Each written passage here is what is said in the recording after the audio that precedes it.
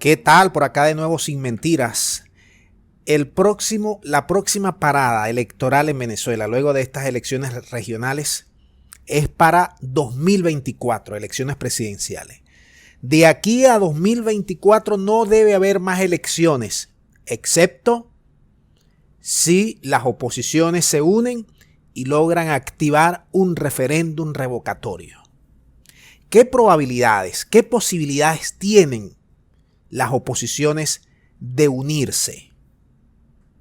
Hace pocos días atrás, María Corina lanzó una propuesta que no tuvo mucho recorrido, mucho impacto, más allá del mediático, en el cual debían pasar por primarias todos los de la oposición para sacar los liderazgos emergentes por cada región. Claro, ella va a poner súmate. Ella no quiere nada con el CNE. Inmediatamente Stanley González le dijo, mira, esa idea es buena, pero con el CNE. Ahora, ustedes se recuerdan hace poco que nosotros presentamos un video en el cual le preguntaban a Capriles en una de sus ruedas de prensa sobre José Brito, el candidato en Anzoátegui que sorprendió a muchos llegando en el segundo lugar. Allí le dijeron, Capriles, entonces la unión de las oposiciones también incluyen a Alianza Democrática, mejor conocida como los Alacranes, y Capriles prácticamente no supo cómo descifrar, cómo argumentar la pregunta. Te quiero traer estos dos ejemplos para que tú veas el drama en la cual se encuentran las oposiciones. Porque lo primero que tiene que definir las oposiciones es un candidato. Porque si tú llegas y activas el referéndum revocatorio e hipotéticamente sacas más votos de los que sacó Maduro en su momento, deben llamar a elección en los próximos 30 días.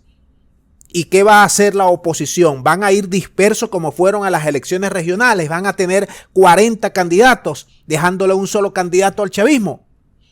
Esa es la pregunta. También hay que preguntarse, ¿qué papel va a jugar el país de las hamburguesas con la Unión Europea? ¿Cuál va a ser su próxima apuesta? ¿Van a seguir con el desgastado Guaidó y el interinato? ¿Van a apostar a otro formato? ¿Cómo sería ese formato? Porque son 3 años. ¿Van a seguir apostando a las guarimbas, al sabotaje y al ataque a los servicios públicos para ir desgastando al gobierno? Te voy a decir un dato. Esta última opción del desgaste, del ataque a los servicios públicos, ha tenido éxitos en las alcaldías, donde el chavismo de 305 perdió de un solo mamonazo 105 alcaldías. Y no ganaron las oposiciones más de 10 gobernaciones, por las divisiones internas de los mismos opositores. Ahora se están dando casos increíblemente en el Zulia, en Margarita, Nueva Esparta, que comienzan ahora a ver agua, a ver electricidad. Están así apareciendo casos que municipios que no tenían electricidad o agua, están apareciendo el agua, está apareciendo la luz de la noche a la mañana, una vez perdidos esos municipios por los chavistas. Bueno, pero los chavistas son los que controlan los ministerios. ¿Cómo es que se dejan autosabotear? Misterios de la ciencia. Ahora bien, volviendo aquí al punto.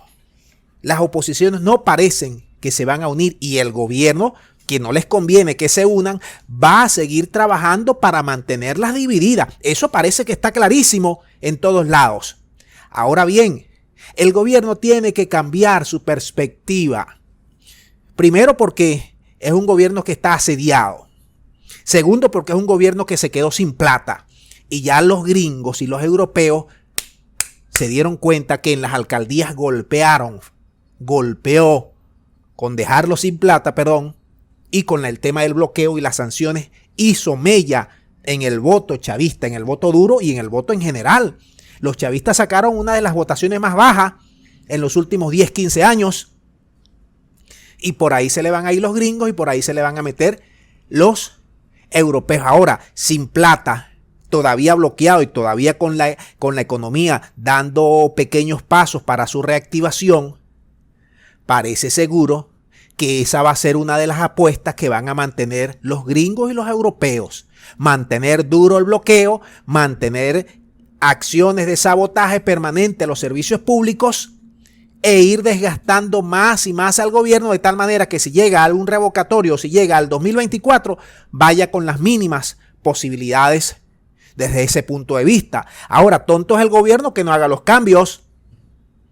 Yo les vengo diciendo aquí a todos ustedes, Venezuela necesita cambios estructurales, necesita un reformateo, y si el gobierno no está dispuesto a ese reformateo, bueno, van a seguir en estas mismas, en esta misma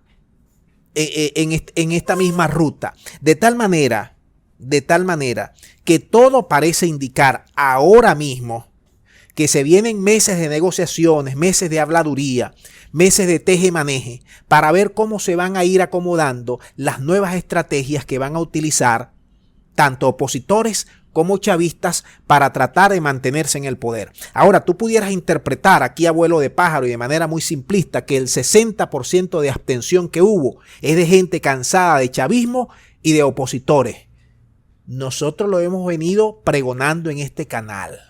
Ni lo uno ni lo otro sirven para mucho, y que tienen que cambiar, y que tienen que aparecer relevos, energía vital, distinta a esa que tenemos en estos momentos, que están pendientes de robar, la corrupción, desatender los servicios, desatender a las comunidades, no meterle pecho a la economía, no hacer más transparentes los procesos, no modernizar nada, no organizarse, no planificar, no poner sistemas de justicias fuertes, no darle seguridad, no atender bien los servicios.